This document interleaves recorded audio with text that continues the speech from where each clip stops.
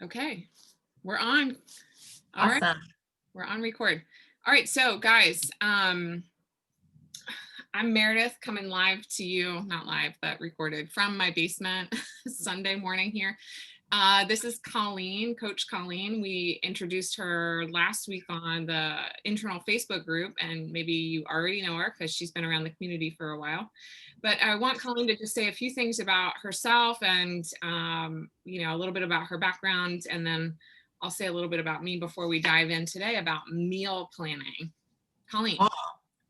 Well, good morning, guys. So as Meredith said, my name is Colleen. I've been around the community probably for 5 years now. I was an athlete on comp team and then had my daughter and have kind of been training mostly from home, but still involved with the nutrition side now, which is exciting.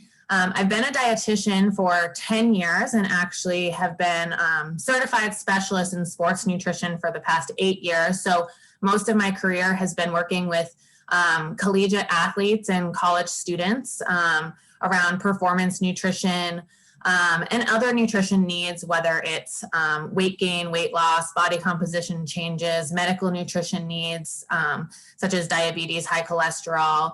But I really just enjoy helping, athletes and individuals reach their goals, but remaining like a healthy relationship with food, and anything that kind of you like, we can make fit to match your goals. So I'm excited to kind of work with the community and see if we can get you to where we need to be. And excited to talk about meal planning today because I actually love meal planning. Yes, me too, actually. I didn't before, but we'll get into that. So for those of you guys that don't know me, I'm Meredith. I've been around the community for 8-ish years, maybe 9, and coaching for 6, 7 of them. I think it's 7. But you haven't seen me coach very much, as I talked about in my video with Coach Edith. Recently, I've been home with my 2 young girls, and I have another one on the way. So pregnancy and children keep getting in my way, but I will be back before too long to coach more. A little bit about me and my background. I started in special education about 10 years ago, and have been in the behavior modification sphere of things for a long time. About 10 years as well. And so now I've kind of converted away from being a behavior analyst and shifted into using those skills as a coach and now as a health coach and nutrition coach. So I'm super excited as well to do something very similar that Colleen mentioned, is to help people have a good relationship with food that also gets them towards their goals. So without further ado, let's go into meal planning. So, Colleen, I didn't list this question because I kind of wanted to surprise you with it. Cool. And let you rip on it. And I'm going to do the same. But why don't you just say like a couple of things that come to mind about your like meal planning motto or your philosophy around meal planning? Yeah, I mean, I think, meal planning works for different people in different ways. So as we'll kind of get into our different, meal planning routines, mine, the way I meal plan might not work for somebody else, and the way somebody else meal plans may not work for me. But I think finding what way works for you is going to be the most successful. And I mean, I think that kind of relates with all things nutrition, but especially meal planning. And, I kind of have learned that over the years of being a dietitian. Just I thought, oh yeah, like this is how you meal plan. And then clients have been like, I just can't do that. And then realized maybe this isn't one way meal planning. So just kind of adapting to what works with each individual client, I think. Yeah, I actually have a very similar philosophy around it, coming from, not a nutrition foundation, like a behavior foundation. I just hated the idea of so much work going into food. It just seemed like so overwhelming. But as you know now, as a mom, when other people are really depending on you, it life changes and it changes your perspective sometimes. So I was like forced into meal planning almost. But yeah, I agree with you. There's like, just as there's no one best diet for everyone, there's no one best way to meal plan. And yeah, so without more delay, let's talk about what you do. What do you do for meal planning currently? Yeah, so, kind of talking about that, some people might look at my meal planning and be like, oh, wow, that's like crazy. And I mean, sometimes my husband says the same thing, but it's just what's come to work for me. And it has really taken me a long time to kind of get to where I am. And it now literally takes me maybe 20 minutes to get my like general idea. Obviously, the food prep itself takes longer, but really what I kind of do is I've created a list of different recipes and meal ideas as like this long list. And so then when I go to look at my week ahead, I kind of say, okay, I'll be off work early here. I have time to make a little bit longer of a dinner, or, this night I'm working late and Raul's not home. So I'm going to have to do something really quick because I have Tiana. Do I have like work meals, like at lunch? Is someone providing lunch so I don't need lunch that day? And I kind of have my breakfast, lunch, and dinner list and then my snack list. And then I actually have a template that has the days of the week and it has breakfast, lunch, dinner, and snacks. So I kind of fill that in. I mean, I'm pretty standard for breakfast. I have like 2 options, usually like overnight oats or like eggs with an English muffin. And so breakfast is pretty easy. Lunch kind of, again, fluctuates depending on, if I'm going to have leftovers from the night before, I'll write leftovers in. If I just want like a quick sandwich, I'll write sandwich. And then the dinner one is what is definitely a little bit different. So again, like I mentioned, if it's a night where I have Tiana and I'm by myself, I'm pulling a recipe that takes me like 15 minutes, no longer. And if it's a night where I'm like, oh, Raul's home, like I can cook a little bit longer, or he's going to cook. It's one of those recipes that's a little bit more in depth. And then I kind of create that whole thing. And from there, I just create a grocery shopping list in an order of, this is even a little bit crazy, but I know the stores I go to. And so I put the groceries in the order of the store. So I'm in and out in 15, 20 minutes. And then, yeah, I mean, I go from there. That's awesome. And Yeah. it sounds like, if I can just pull it apart a little bit on you, the list of ideas that you've generated, that sounds like it's just been something you keep accumulating over time.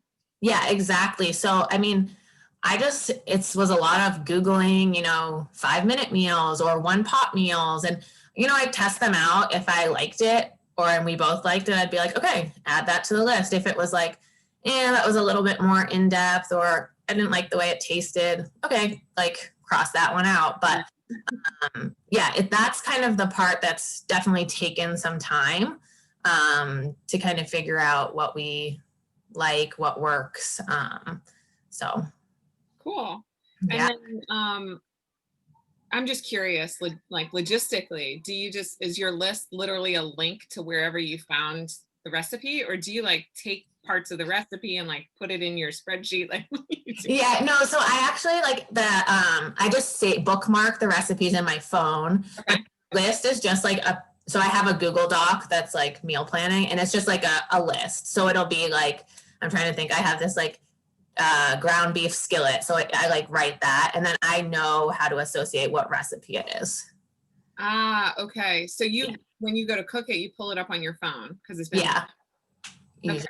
I mean, sometimes I might print, like if I wanted to like print it out, I would print it and then use that. But I usually use my phone most of the time. Or by now, honestly, the recipes that I tend to make, I don't even need the recipe anymore because I've made them so often. Yeah. Yeah. I don't know about you, but like when I first started doing more cooking, like not just like, fixing something, but like cooking, I started to realize I've never really used ginger. I'm not like.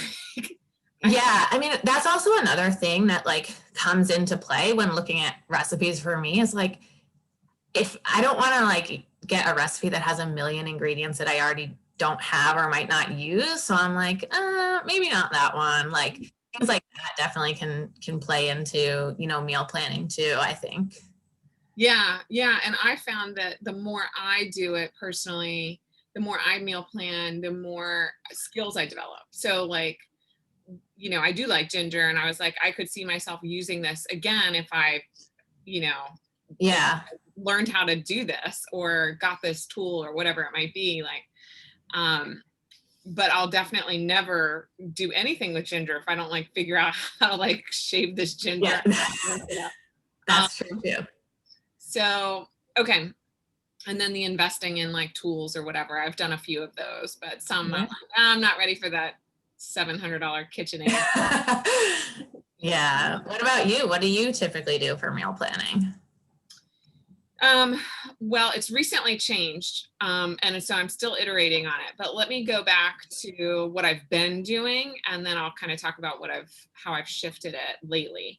Um, I was like, shit, excuse my language. I'm gonna have to cook for these little kids. Like, they're not just gonna like, magically cook for themselves. And it's really important to me to have vegetables, have protein, have fat. I'm sure it is for you too. And like, if I don't cook something, I'm liable to just like throw something together. And most of the time it's too carb dense. And if I'm not prepared, I don't enjoy it. I don't enjoy the process. So I just, out of like sheer having to, I was like, let me start cooking like for real and figure out a better way. Yeah. Also, my husband is super, you guys know Medi, he's super into like systems. And I'm just not. I'm more of like a wild child, free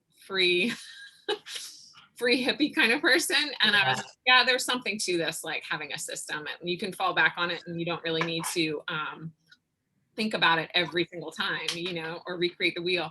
So I had heard about meal planning apps, and I went right to Meal Lime, and some of my clients right now already love it because I've like forced it on them. But Meal Lime specifically, and there's a couple out there I've been meaning to like just look at more, but it's worked so well. Meal Lime, you go to all these colorful pictures, and you tell the app like, I want to cook for 6 people, 6 servings. And we only have like, 2 little kids and then Medi and I, but like I want leftovers all the time. If I'm going to go through the effort of cooking, I want leftovers. Yeah.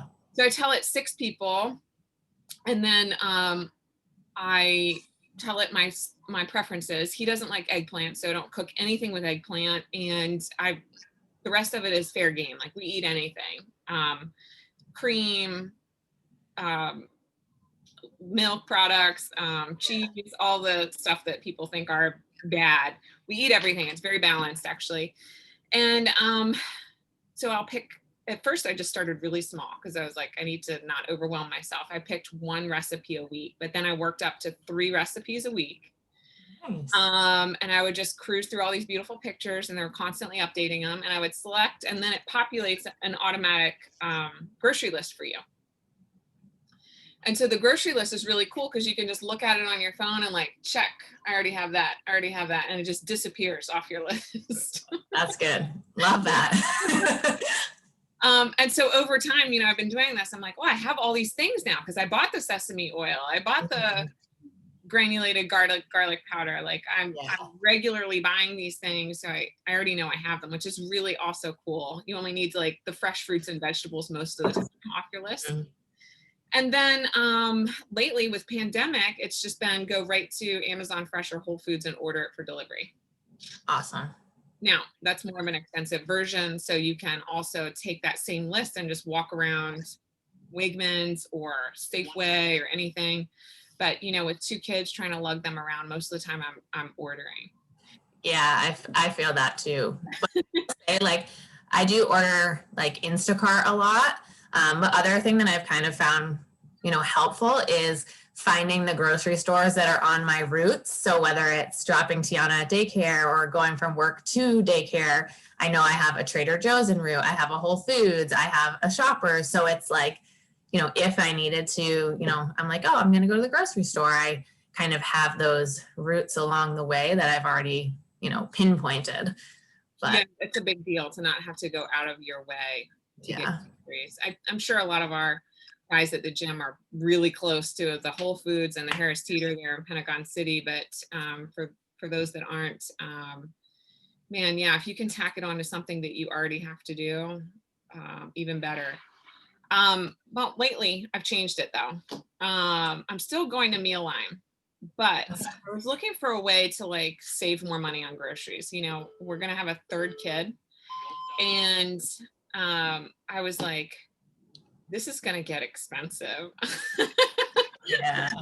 It kind of already is. So Meddy and I talked about it, and I started to go to Costco. So I am having to go into the store and do the whole massive thing, but I'm working on it. And I think that's another key point for me, is that I'm open to changing, right? I had something that was working really well. And it was actually really awesome. The meals that were coming out of my kitchen, I thought were pretty amazing. And so did everybody else most of the time. And, you know, we had all these leftovers, and then I would just fill in the gaps with like eggs for breakfast, toast, oatmeal, things like that. And then lunches, we were either ordering from Territory or Mighty Meals, and Meredyth orders Mighty Meals all the time. I've kind of quit just because I'm it's like getting old, so I want to cook more. Yeah. But I started going to Costco to save us money. So I went just this past month, and I'll let you, I guess I'll update you guys on how it's going. But my plan is to get as many staples or things that don't like go bad.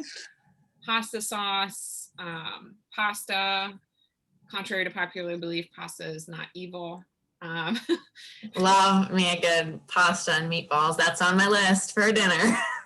Yeah, but I mean, all that stuff. And if there's something fresh even, or like, that's going to go bad, is if we eat in quantity, I'll get it from Costco as well. So like a huge bag of broccoli, to roast broccoli, to, we have like a bunch of, frozen chicken sausage that we just cook regular.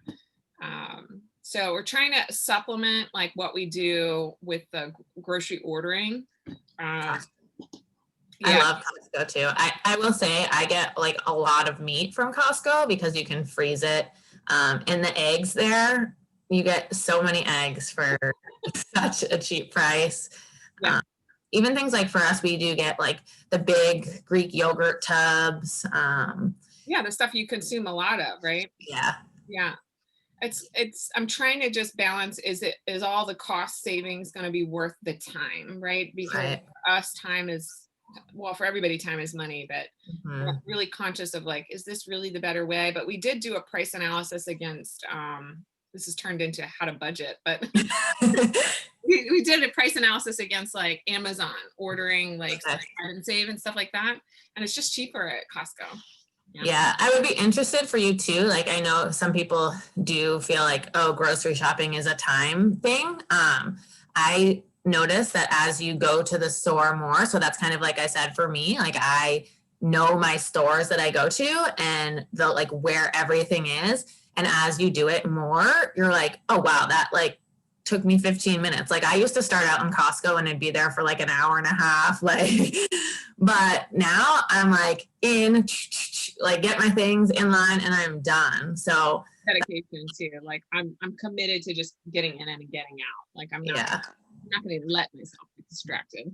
Yeah. Well, one more question, I think, before we wrap it up.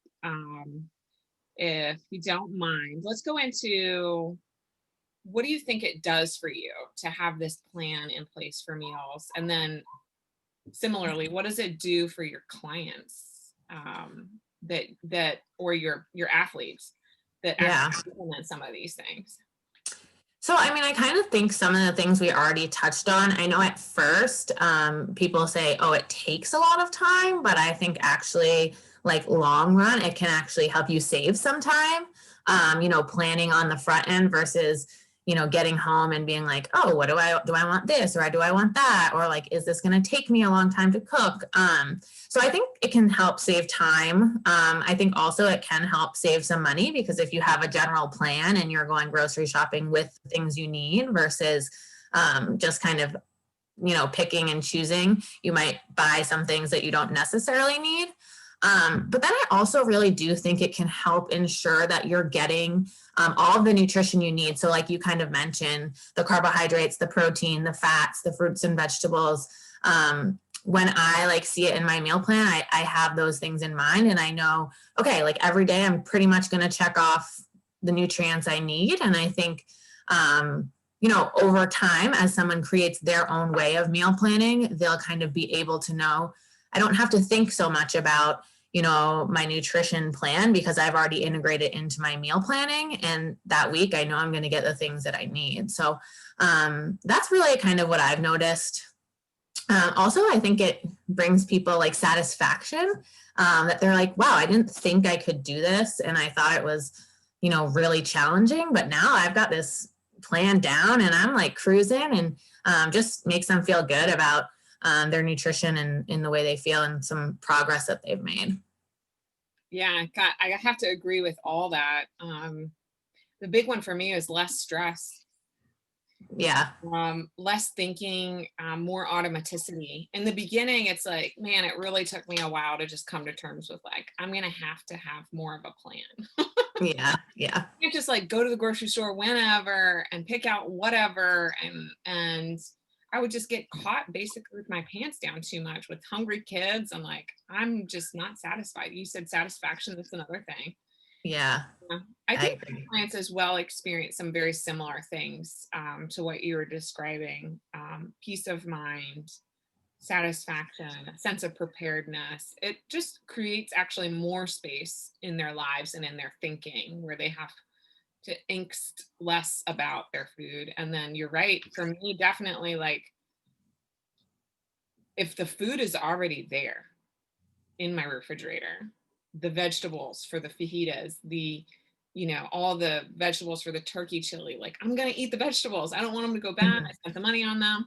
And it's already built into my plan to have food that has vegetables in it. Right. Yeah. It's like already done. But if I'm just hungry looking at the refrigerator, I Hmm. might just make myself a turkey sandwich with like nothing on it but turkey and bread. And then I'm missing some pretty good nutrients, which is Yeah. wrong or bad by any means, but it helps if you want to have more balance across your day and your meals.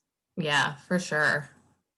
All right, guys. Well, you can reach out to Colleen or me at any time, nutrition at CrossFit South Arlington. You can also hit us up on Facebook if you have any meal planning questions, or just drop them in the comments, because I'm going to post this video up. So, all right, Colleen, All right. Bye, guys. bye.